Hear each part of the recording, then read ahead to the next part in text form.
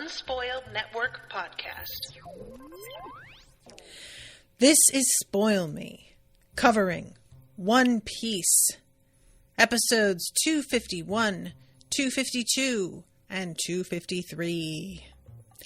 In these episodes, we find out a little bit about Nico Robin and her mindset regarding the Straw Hat crew.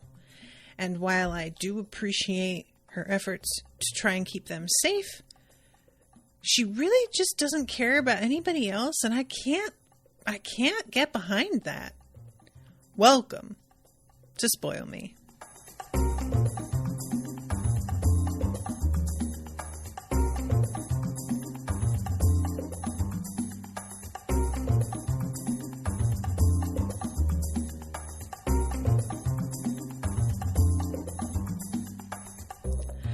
Welcome to the show, everyone. I am Natasha. Thank you very much to the One Piece crew for commissioning this episode as a group. Appreciate you guys a lot.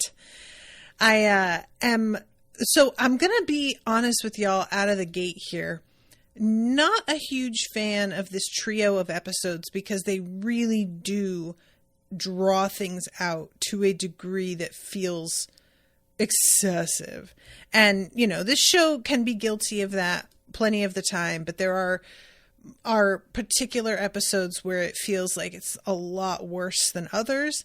And I guess I've sort of realized that, like, when there's a trio of episodes booked together, it can either be a series of like important flashbacks that all sort of join as one major story arc, or it can be something like this where it feels you probably knew that it was stretched out quite a bit and you were trying to compensate by having me watch 3 and get through more of the actual plot that way, which I do appreciate.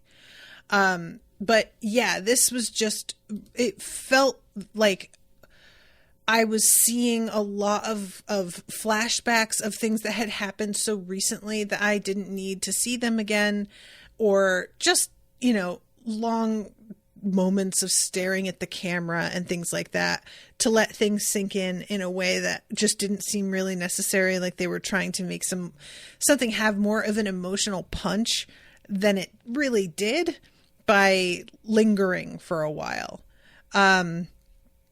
So Seraphim is in the chat. As to Robin, she has her reasons. And yeah, the dragging things out is the one major downside to the anime. Yeah. And this is like, you know, you guys have explained about it trying to not overtake the manga. And I understand why it happens, but it is frustrating. And I know that a lot of you listen. I'm thinking about it in terms of like audiobooks and podcasts, because I know a lot of folks listen to things like 1.5 speed or 2 speed. And I pretty rarely, but I have been known to do audiobooks at 1.5 because there are some narrators who just really make a meal out of it. And I don't have a problem with it in principle. But I do think it's interesting that people will watch this show at an increased speed, because they're like, I don't want to do that because I want to keep the integrity of watching it the way it was aired as much as I can. But I also can't help but like be a little bit envious of that experience, because I feel like it would improve things in certain aspects a lot. I was watching, there was a day where Owen was home and he just kind of wanted to zone out and said I could put on whatever. And I wanted to put on the, oh my God, what is the name? The pirate with all of the like contests and everything. And Owen said something about how, you know, this would be really fun if everything didn't take so long. So I was sort of thinking, yeah, probably if we did like speed it up the way other people have, he would enjoy it more, because I was wanting him to watch it because I thought that part was super fun. And unfortunately for me, other parts are drawn out so much that the pacing of that felt fine to me because I'm used to the really drawn out stuff. But watching it with him and knowing his expectation of the pacing all of a sudden I sort of was like reminded, no, this is still paced extremely slowly. It's just that I'm kind of used to it for the most part now. So if I notice it, it's exceptionally slow. All that said, we start off this episode with a reminder of who Frankie was talking to on the weird snail phone. I really do enjoy all of the CP9 agents just walking past Usopp, and he doesn't move at all. And there's a sense of like, almost he's sitting still, like he's hoping they won't notice him. And then all of a sudden comes to himself and is like, wait, I have to do something. And he says, hey, hold it, you bastards. And he pulls back his slingshot. And I love when Lucci turns around and just looks at him. And immediately Usopp drops it and bows and apologizes. And Frankie is like, oh my God, I can't believe you were going to get my hopes up like that. I thought you were actually going to fight them. And honestly, Frankie, you saw how Usopp did in a fight. Bruh, you know that he's just not, even if he did fight, it would do no good. It's not going to help you. Seraphim is in the chat saying sometimes the flashbacks and long pauses do work to increase the drama and tension, but not as often as they think it did. Yeah, I agree with that. Brian says, it makes me feel like you would love One Piece, a community made fan edit that made the anime much, much closer to the manga. That's interesting. This is something that I always think is so neat. There was a fan edit of the Hobbit movies that made all of the 3 movies into one movie. And I've been so curious to watch, because like the Hobbit movies, there was no need for 3 movies. There was just not. It was absolutely ridiculous that they decided to split it up the way they did. And it made for 3 very terrible movies. And I feel like, yeah, if you edited it down into one movie, it could potentially be pretty fun. Not saying it would be an amazing film, but it would certainly be more watchable. I've never even revisited The Hobbit because I just couldn't. It was too fucking exhausting. And there was some other movie where they did a similar thing and edited it down. It might have been like one of the Star Wars prequels or something. And I think that can be like a really, not only just a fun project to work on, but something that is potentially even better with the fans when you have 2020 vision, hindsight, and you are able to see, like, not only just to see what would have worked better, but you have the freedom to make that happen in a way that people who are on contract to make a certain number of movies or episodes cannot really do freely. Seraphim says One Piece tends to trim things a bit too much sometimes. Well, it might still wind up better. I don't know. I can't say, obviously, but that'd be interesting. It's like, that has to be a huge project though, like considering how many episodes of this there are. Just out of curiosity, Brian, do they still have them be individual episodes? And do they like combine episodes into one newly edited episode? Or do they just have like the same episode numbers and those episodes are simply way shorter? If that question makes sense. Like, do they combine stuff or do they keep them separate and just trim within the episode itself is, I guess, my question. Anyway, I'm just curious about that because, my bitch wonders. But yeah, I really did like this moment where Usopp has a single second of trying to really show out. And it's like, if you told Usopp a couple days earlier that he would potentially be putting himself on the line against these guys to defend Frankie, I think he would have thought you were out of your goddamn mind. And that just goes to show how much of a transition he has made here. Unfortunately, what happens as a result of him getting their attention is that he draws the attention of Kaku. Is that his name? I'm trying to remember. I just call him Square Nose because it's just, but that leads to a whole thing, and I'll get back to that in a second. But for now, let's go to where they cut to, where we have Polly and Iceberg, and they are tied together back to back in the middle of this like burning room. And poor Iceberg's little pet mouse or rat or whatever he is beginning to totally freak out. Y'all, this little guy is so adorable. I love him so much. And I really am glad that he winds up being like around more and isn't just sort of forgotten. I don't need him to talk. I don't need anything particular. He can just stay as simply a mouse. But I am very much here for the fact that this is a dude that apparently Iceberg had only picked up like earlier in the day, the episode that we met him. And so there's something about it that makes it all the more adorable to me. But we see this moment where Tony Chopper comes and he scoops up one of the samurai swords from the floor with his mouth and is going to save the two of them, going to cut their ropes. So then we cut to these two dudes who are working down at the sea train. And these guys were certainly an interesting addition to things because it felt like they really came out of left field. So they are talking about the whole thing with like the assassins and secret agents and everything. The only departure left today is for government personnel. To think they have to travel when Aqua Laguna is about to hit. And they're talking about how the people that are going to be on the train are really important and that a lot of them make a lot of money.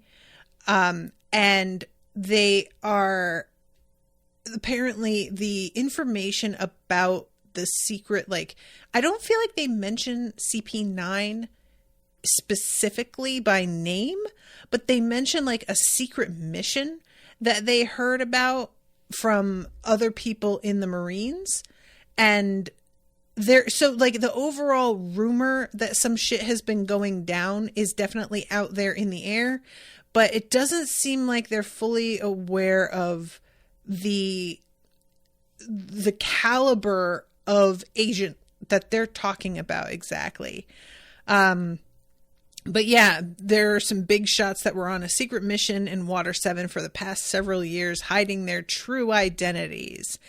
And these dudes, they're like doing one of those giant wheels. They're like turning them and they sort of extend what looks like a series of awnings over the top of the platform that people are going to be standing on to get onto water or to get onto the sea train. And one of the guys is like, so they were hiding their identities. So does that mean that we might actually know who they are? And this dude is like, I think I might know. But it's in a, like, again, just a rumor sort of way. And he whispers into this guy's ear. And this guy says, from the back streets. And I was, that's what the subtitle says. I'd think that in the dub, he says something specifically about like the docks, but I may be wrong about this. This guy replying about how like I've noticed them having secret conversations in Blue Nose Bar in the corners, and points out that they don't see them doing a lot of actual work, but they still take first class cars.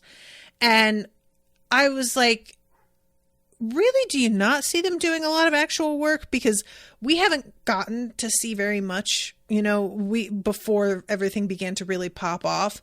And the one time that we really got a look at these agents when they were posing as shipwrights, they were working and like, sure, they had a whole audience of people watching them and everything, but they were still doing their job. So the fact that there's maybe some hints that they've been up to no good because they don't work too much and yet they're like living in style, I was like, that actually feels pretty sloppy to me. Like, these dudes shouldn't really have put 2 and 2 together.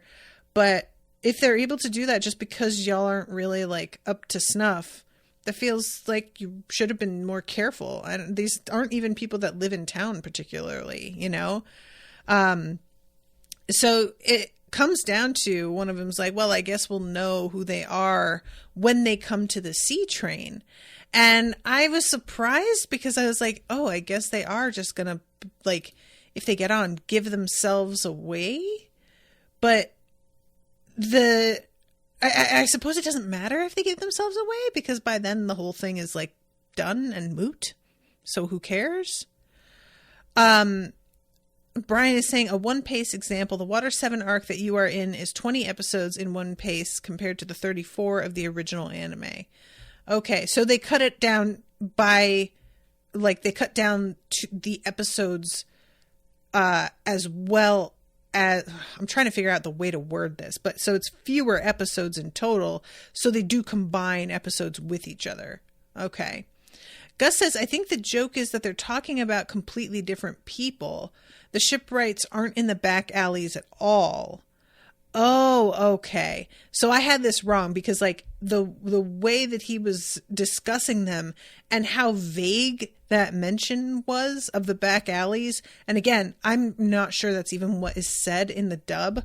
I was thinking that it was just like a sort of weirdness in the translation or something, and that he had the right people, but he wasn't, it wasn't coming across to me what he was trying to say, if that makes sense. Okay, cool. Just wanted to make sure that I had this right. So these dudes outside, the shipwrights that are still outside of the main building, are trying to put the fire out. They've got a bunch of fire hoses and everything, and I appreciate their efforts. They're really doing their best. In the midst of all of this, here comes Chopper, and he comes flying out the window. And this is honestly, you guys, the most badass that Chopper has ever been. I swear to God, he comes flying out of the window with the fucking samurai sword in his teeth and Polly and Iceberg on his back, and he lands on all fours in his, like, larger form in the midst of the flames with, like, blood pouring down his face, and just looks at everybody like, yeah, what? And I was like, well, goddamn, Chopper has arrived. And it's so annoying because then later he, like, transforms into his smaller self, and they're just like, wait, what happened? And I'm like, damn it, Chopper. Look, I get it. Your smaller form is easier for you to deal with. But, like, they were so impressed, and now you look like a toddler again, and you've kind of ruined it. And I wish you had just kept that mystique for, like, a little bit longer, just a drop longer. But yeah, in this moment, I was just like, oh shit. And I love the poor little mouse is hanging out on his hat, and he's like shaking, like trembling in fear of having almost burned alive. And there's a moment where he looks at Nami and he's like, oh, I have to do something for her. And he starts walking toward her and he falls down. And, guys, it was really, truly pitiful the way that he fell. I just hated this for him. Look, I am not mad at the fact that he fell down. I just want to be clear. He just rescued these poor dudes out of a burning building that had, like, partially fallen on him. And that's more than anybody could have expected of him. But the way that he sees her and he like collapses on his way to try and help her next. It's just, it really, Chopper always puts it all out there on the line. You know, he really goes for it. So this is when we go back to Usopp, and fucking Usopp, it's like one hit from Kaku. It's Kaku, right, guys? Kuka? It's Kaku. Is Kaku? I think it's Kaku. I don't like it. It's Square Nose. He has taken Usopp out with like a single hit. So when we rejoin them, Usopp is in the process of falling to the floor, and Khalifa is told to go like handle him. And I cannot tell you guys, her weapon terrifies me. And I was just like, if this bitch lays a hand on his little head with that fucking psychotic whip, I will lose my mind. And thankfully, that is not like exactly how this goes. But instead, what we have is something that's like so very mean-spirited in a way that I'm like, why did you fucking feel the need? And I kind of appreciated that Usopp even is like, why do you care? This has nothing to do with you. So basically, Kaku is like, hey, this is your ship that we told you that it's like irreparable. And why didn't you listen to us? Maybe we were undercover, but we were still like the best shipwrights in the city. When we say something, you should listen because we're not going to be wrong, even if you're in denial about it, basically. And he hits something that drops the Mary into the water. And then he opens the big gates that lead outward and like down that huge sort of plunging waterfall. And is basically like, you need to like get over it. And you should have listened to us in the first place. He pushes this lever and all of the water goes flooding out. Usopp is losing his mind and coming at him and trips and falls in like, it's just, all of this is so, it's so desperate and sad because Usopp has put everything into trying to save the Mary. And then here comes this one dude in a moment that is not necessary at all. Like there's no reason for him to care. And that's what Usopp points out. Just, this isn't any of your business. So we didn't listen to you. So what? It feels pure ego. Like, how could you not have taken our advice? Well, who are you? Why do you give a shit? It's just so mean. And it feels just like a way to kick him while he's down, you know? So Usopp is running towards him, and this is when Khalifa gets him wrapped up in her fucking... I hated this. And then the Mary goes over the side. So we have a pair of things that I hate. Is him getting like wrapped by her weapon. And then the Mary plunging downward. And again, a like flashback to him seeing the odd spirit of the ship repairing itself. And just the utter grief in him. And I have to say, the camera cuts to Lucci for a second, and I don't know if I'm imagining this, but it feels like Lucci doesn't fully approve of what Square Nose is doing here. Like, there's a sense to me of him kind of also being like, what was the point of this? And we just see the Mary, like, we don't actually see it land. I will say that. We see it plummeting and the flag like waving as it plummets. And then we cut to wreckage that's floating. But to be fair, we don't see the flag in amongst the wreckage. So I think it might not actually be the Mary that we're seeing wrecked and that we're being tricked a little bit. But because he tends to trick us. Let's be perfectly honest. Oda does a lot of the sort of like pulling a fast one because he wants the immediate emotional impact, but he doesn't actually want to commit to the consequences of taking the story in that direction. And so he will leave himself a back door and make it so that a person didn't die or a certain thing just didn't happen. So there's a big part of me that wants to kind of like side eye this entire scene and be like, I am not convinced that it is what it looks like, that it's that simple.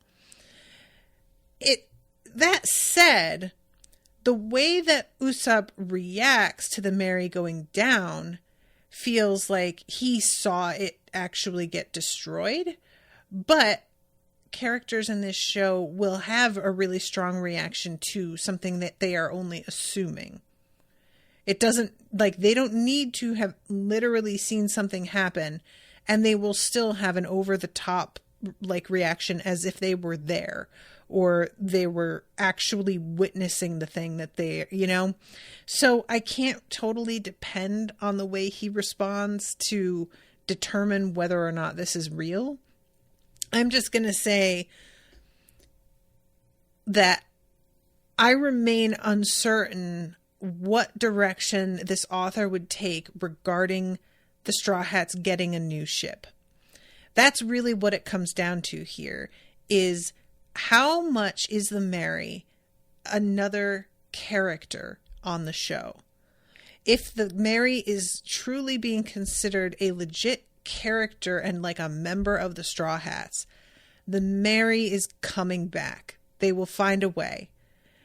And if that is not the vibe, and the author was just like, well, I want them to get a new ship, but I have to give this ship that took them so far the respect that it's due, then I would be like fine with the way this goes and the Mary being replaced.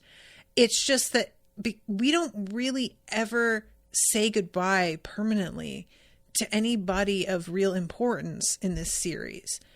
People don't tend to die, really, and it all comes down to how much the Mary is going to be treated like a person.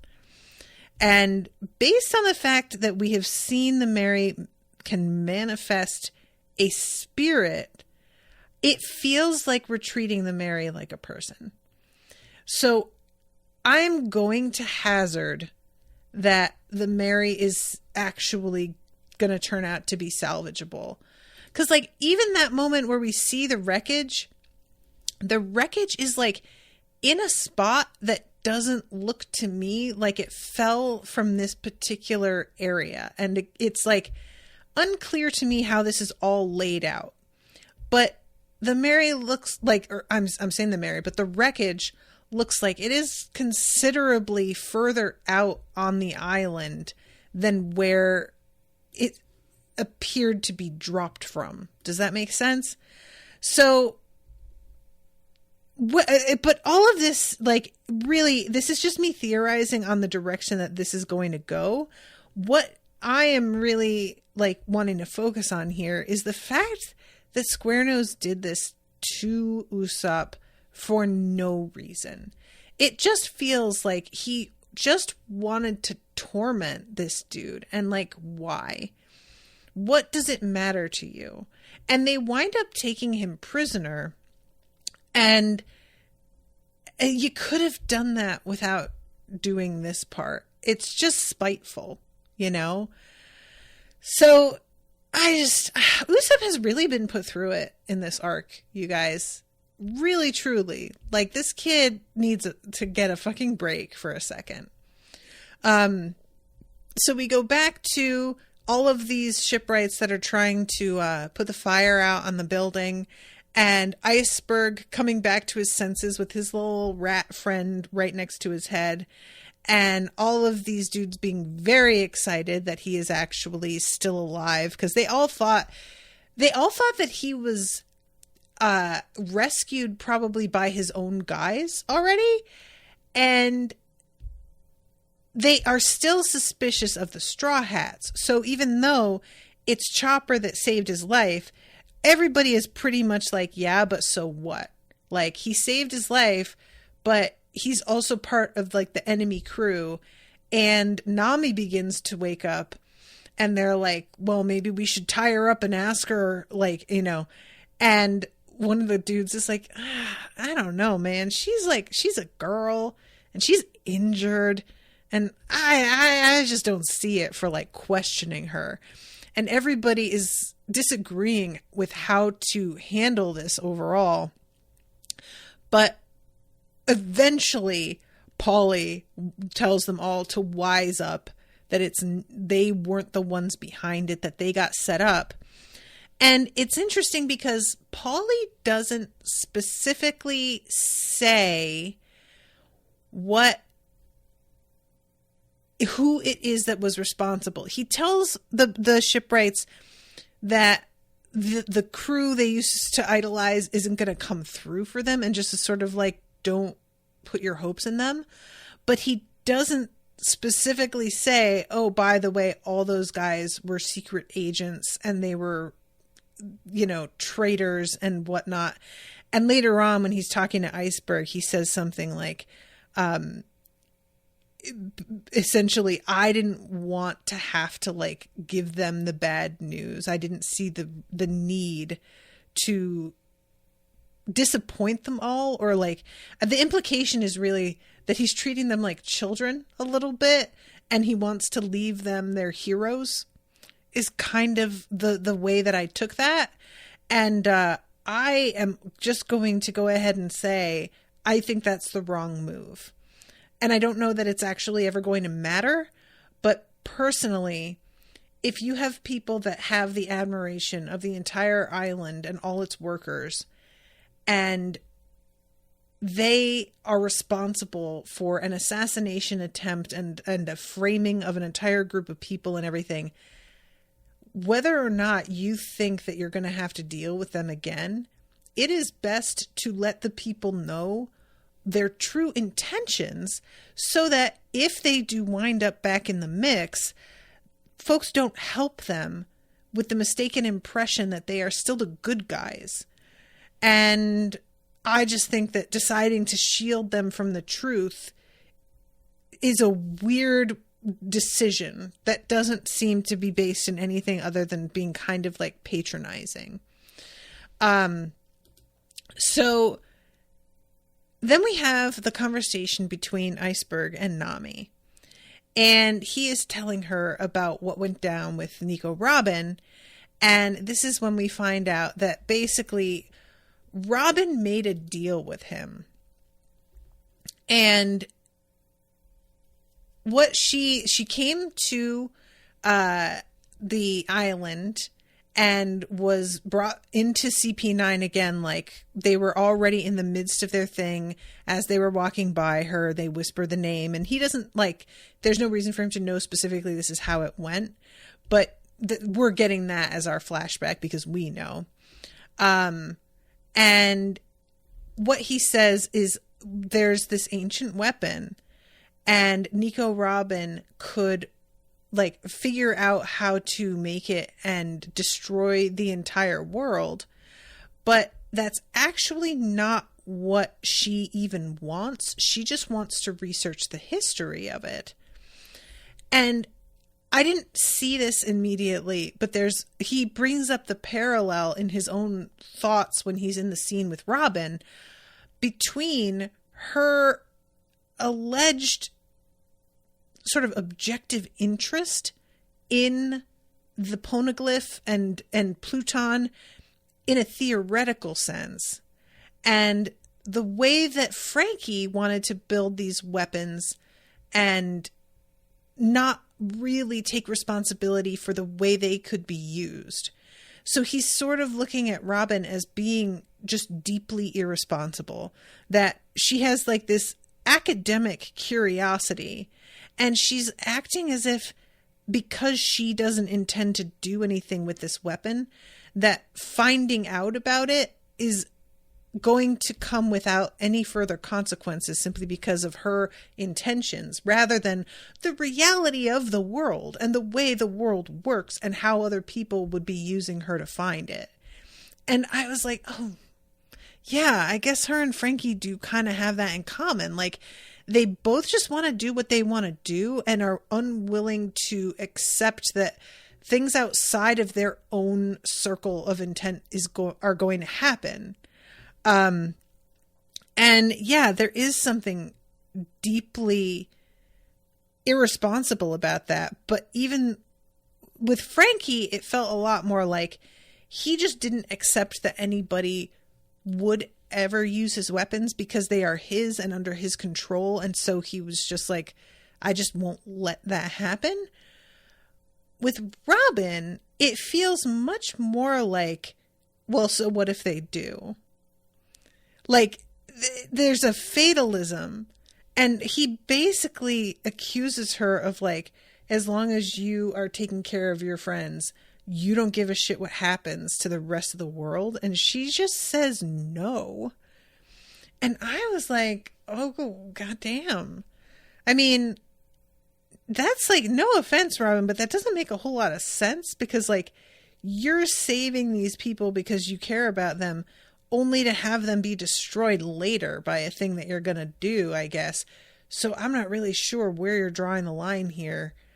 But I'm getting a little ahead of myself, because what it is she tells him is basically that CP9 are given this power to call I can't remember the name of it. But basically what it is that they can call a like huge portion of the Marines down onto the island in an attack, and all of them will absolutely level the place, that nobody is going to be able to withstand an attack like that. But as long as she can get the Strawhats out of there, she doesn't really give a shit. And that is her attempt to, like, do right by them, because, as she puts it, they believed in me and cared about me even after all of the things that I did. And it's just really not hitting for me. I'm going to be honest. It's a combination of things. First of all, it's the fact that she's trying to save them from this one attack while she's, like, apparently heedlessly searching for a weapon that will do much greater damage and wind up hurting them anyway. And it's also the fact that she's saying that they believed in me after everything I did, but they didn't actually know what she did. It's the thing about a friend standing by you when, you know, you have done wrong. What's meaningful about that is that your friend actually is aware of your flaws and the fuck ups, and they decide that your friendship with them is worth it despite the shit they know you're capable of and have done. But with the Straw Hats, they just didn't know. And when somebody was trying to tell them, that person was an enemy in the moment, and a lot of what he said, it doesn't seem like they really even believed. So I just, as much as I understand that what I'm supposed to be taking from this is her being genuinely moved by their forgiving nature and the power of their, like, belief in her, and her wanting in a way to be better, and it being kind of almost like an aspirational thing that they believe in her in a way that she doesn't really think she deserves. Because they're not working with all the information, their trust in her and belief in her is meaningless. It's not based in anything. It's just ignorance, and that's not significant. And the fact that she hasn't really, like, the only thing that we have in this moment that points to their continued support is, like, Luffy just being like, Robin, don't leave. You can't just, like, go off on your own. But even then, it felt like you owe us an explanation. It didn't, you know what I mean? It doesn't feel like the belief they have in her up to this point is what she's framing it as, I guess. So all of this to say that it feels like I'm supposed to be more impressed by her actions, or the way that she's, like, sort of, she's making amends with them in, like, her own way. But I just don't really think it's actually meaningful. It's just in a really broad, childish sense, you could take it this way. But if you look at it at all, it really isn't what they're framing it as. So yeah, I don't know. And Seraphim is in the chat saying the weapon isn't what she's looking for. It's just one thing that is related to the larger stuff she's interested in. I mean, she says that she's not interested in the weapon and she's only looking for the history of it. That's the line that she has. It says like she just wants to know the history, and that can be used. Like that's Iceberg's whole argument, is that that kind of statement doesn't hold any water. And he says if that simple curiosity leads to the destruction of the world, you should die right here. And even after you saw the O'Hara Devil's fate, this is when he says something that I don't know about, you still want to chase after the world's history. And she gets really angry in response to this. Like what he had been saying up to this point about curiosity that destroyed the world, she reacts in a way that feels like she's hearing him. Like she's genuinely kind of going, oh, shit. But when he says this, it snaps her out of it, and she gets angry and just says, don't talk like you know anything about O'Hara. And looks like she's maybe actually going to pull the trigger. And she says, you don't understand how much the world government messed up my life. And he's like, I don't get it. Then if they mess up your life, why are you helping them? I don't understand how you're on their side here. And she says, because I have a wish that I want to come true, even if I have to give up on everything. There are two conditions CP9 forced on me with this whole thing. One, to pin the assassination on the Strawhats. And then the other, to turn myself into the government and obey them. And he's like, all right, but doesn't that mean you're going to die? Like, you've been able to escape them for 20 years, so why would you do this? And this is when she talks about the Buster call. That's what it's called. And explains that she wants them to get away. The Marine headquarters are going to send all 10 battleships. Once you've been targeted by those kinds of powers, nothing will remain. Nobody can withstand it. And the whole way she talks about this, I was kind of like, this feels like somebody who has personal experience with whatever it is that's going on here. And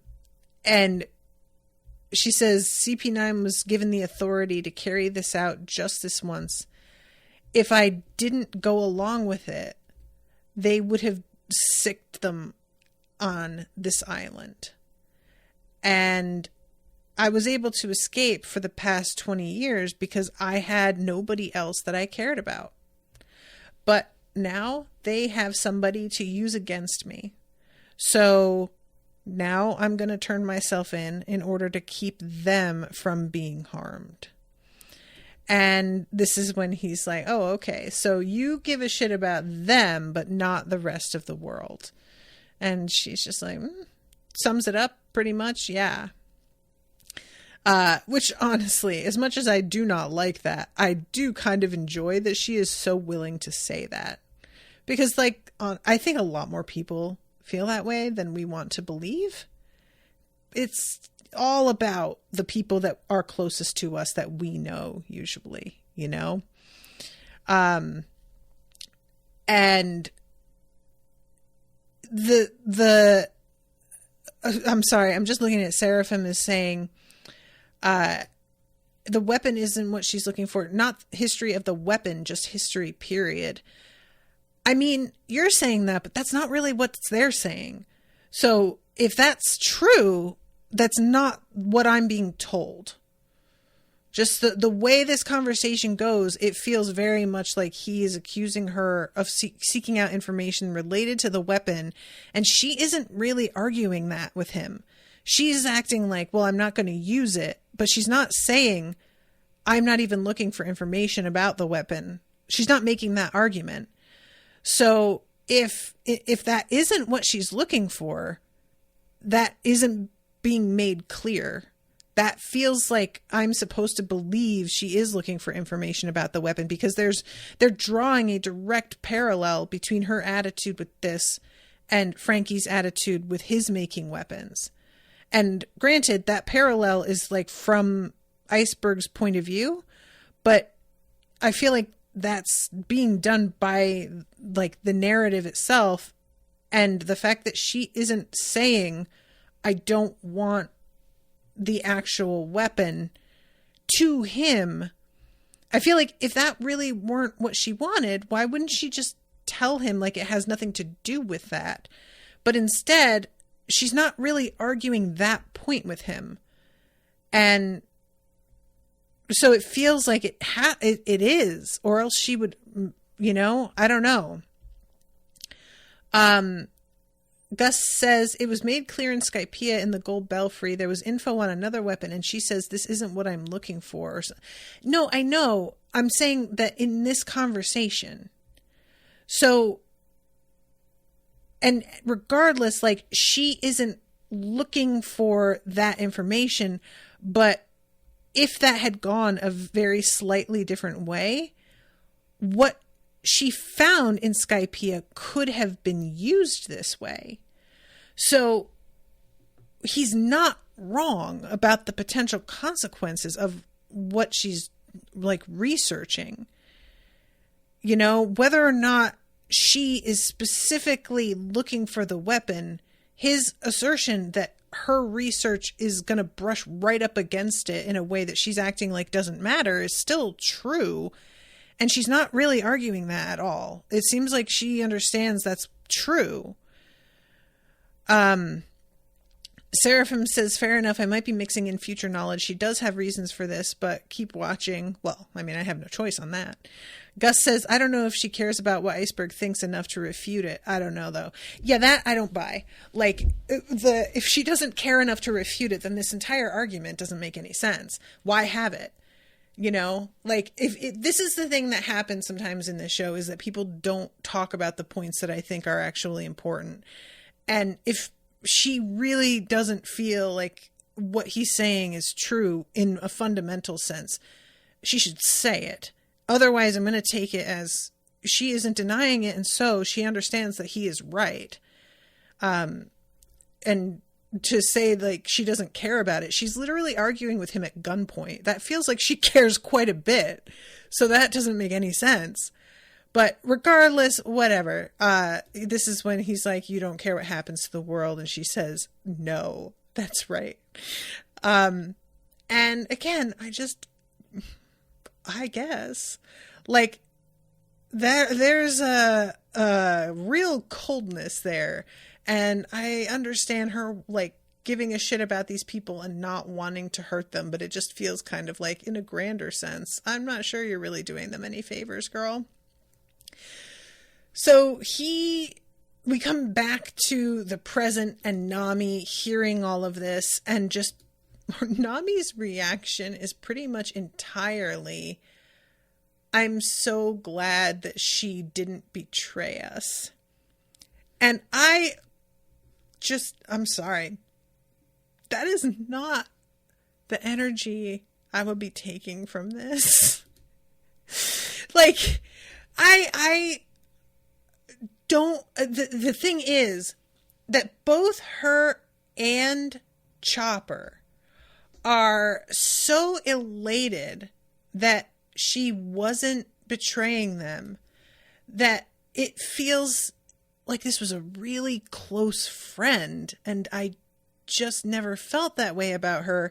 So the fact that she's like up to what she's up to and risking everything and actively saying, I don't care what happens to the rest of the world, that made no impression. Nami is just like, well, really glad she didn't betray us. And I was just like, that's your takeaway? Like, girl, no, what are you doing? And I think she believes that, like, since she didn't betray us, there's still maybe a chance that we can, like, bring her to her senses. But I mean, it's just, this is the problem that I've kind of had with the whole like way the storyline has been handled regarding Robin with Chopper specifically, and now with Nami, a little bit with Sanji, but like Sanji is such a fucking idiot when it comes to women to begin with, that it's hard for me to hold him to the same standard, because he is willing to put it out on the line for any woman that is hot. So the standards for him are totally different. But the fact that both Chopper and Nami have been taking it so deeply personally and are so elated that it wasn't like a betrayal the way they think of it, it just felt really selfish and self-centered and like a weird thing to be relieved about when the bigger picture is actually kind of horrible. So what we then get is him like telling Nami that Robin is going to be on the next train out of there and it leaves in like half an hour. So they have to catch her before she gets on there. And of course, there's a very extended sequence of her trying to like run down to the train. But we have like the CP9 guys showing up and they've got Frankie and Usopp tied up over their shoulders like a couple of caterpillars. And Sanji is down there and sees Usopp being taken away and is just like, what the hell is he even doing as part of this? I love that Usopp is still yelling about the 8,000 men. Like, sir, nobody is falling for this. I can't believe you're still trying that line. And Sanji decides that he is going to save Robin. And we get a moment that I just cannot stop laughing about, where he is imagining Robin's response to him, quote, saving her.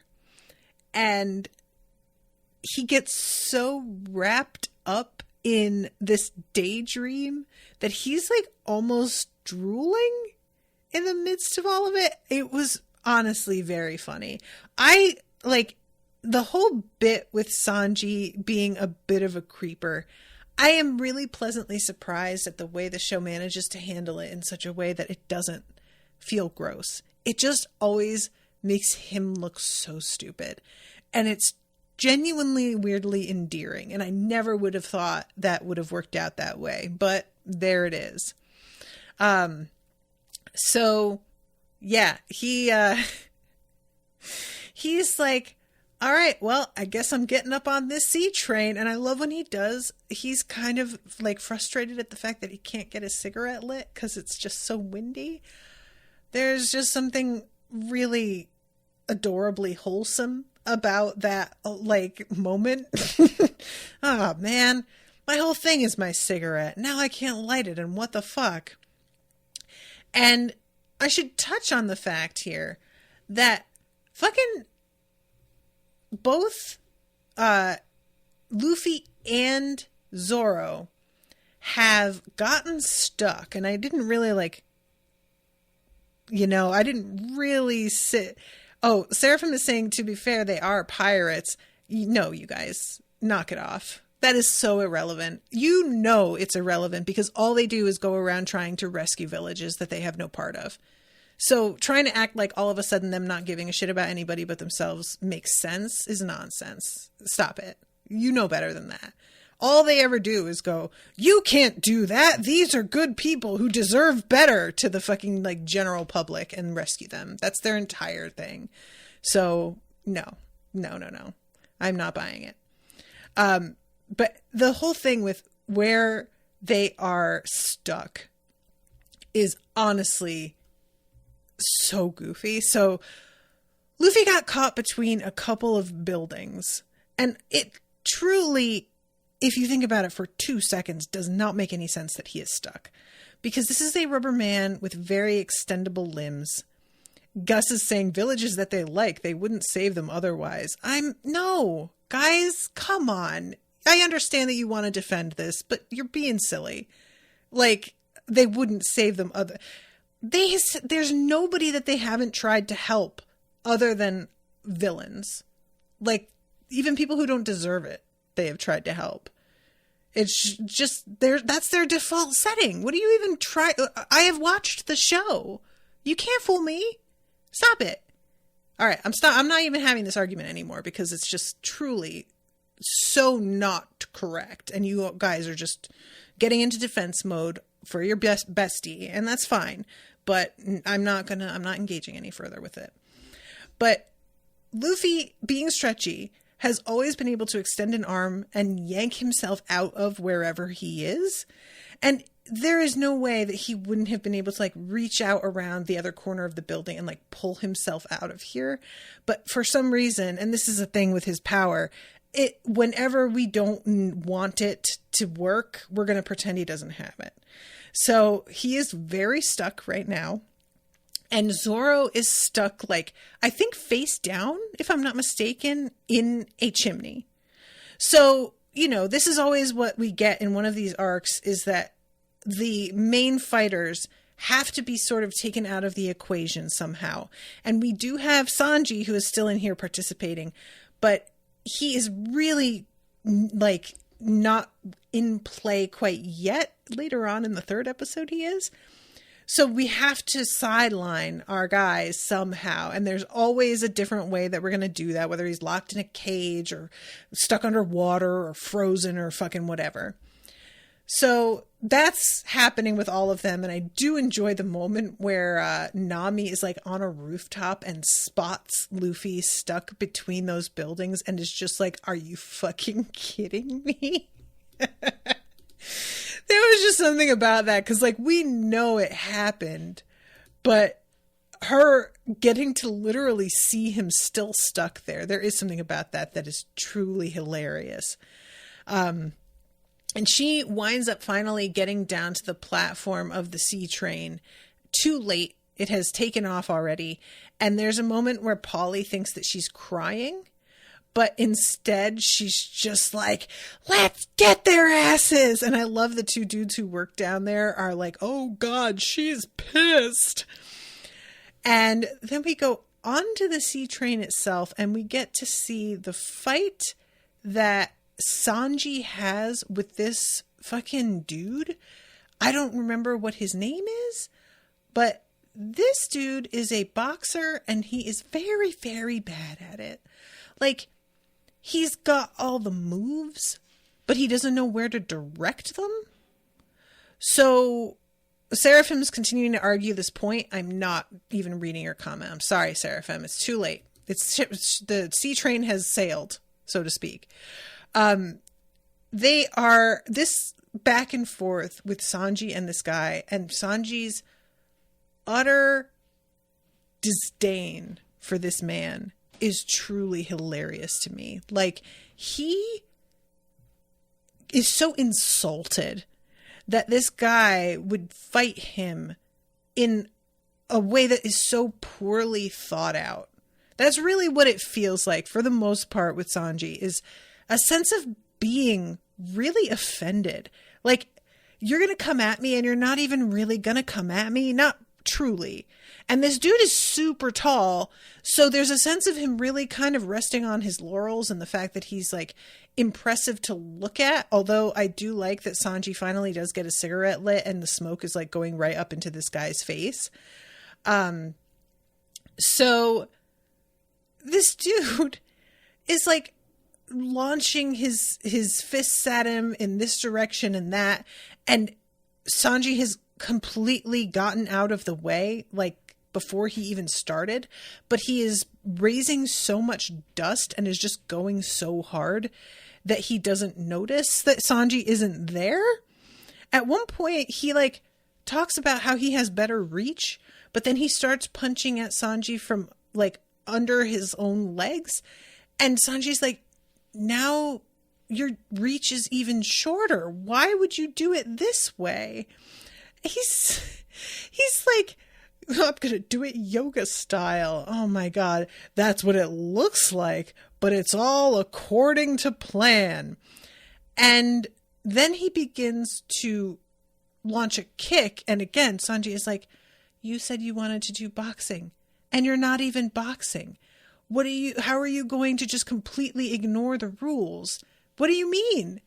And this dude goes sailing under him, and Sanji just like goes up into the air, comes down on this guy, and renders him unconscious in one kick.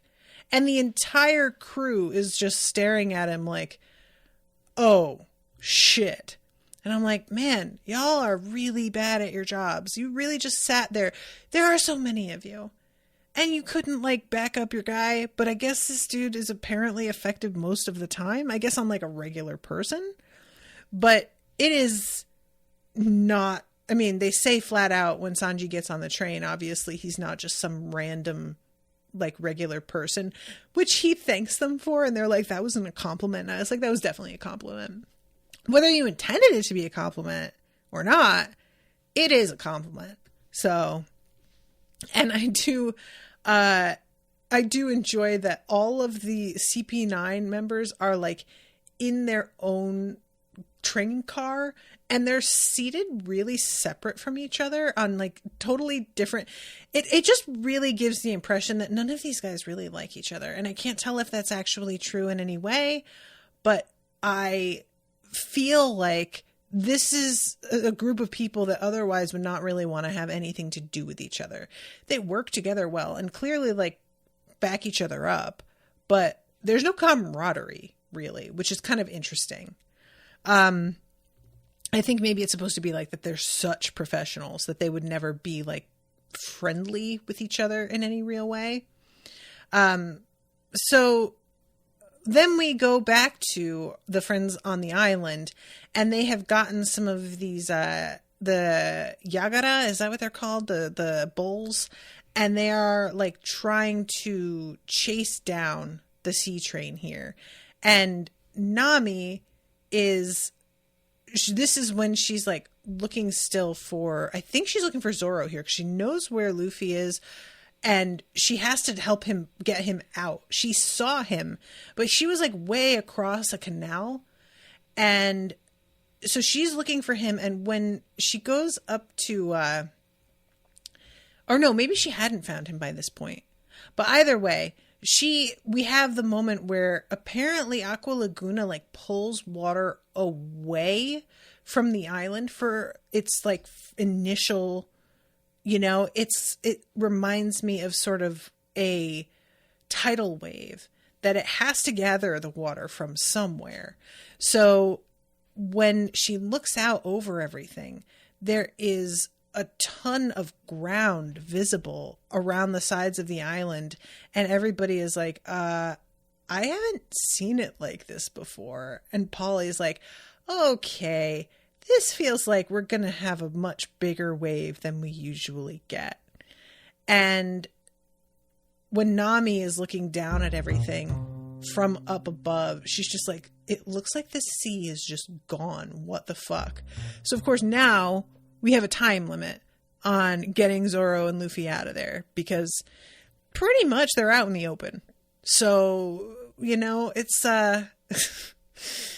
I really wonder how this island is going to, because what it sounds like, I was thinking it was going to be kind of a hurricane, but the way they're talking about it, it sounds now like it's going to be a tidal wave, which is a very different proposition. So, all right, I'm going to wrap up. I'm over time already, but thank you guys for listening. Thank you to the crew for commissioning this episode. Appreciate you a lot. And until next time, toodaloo, motherfuckers.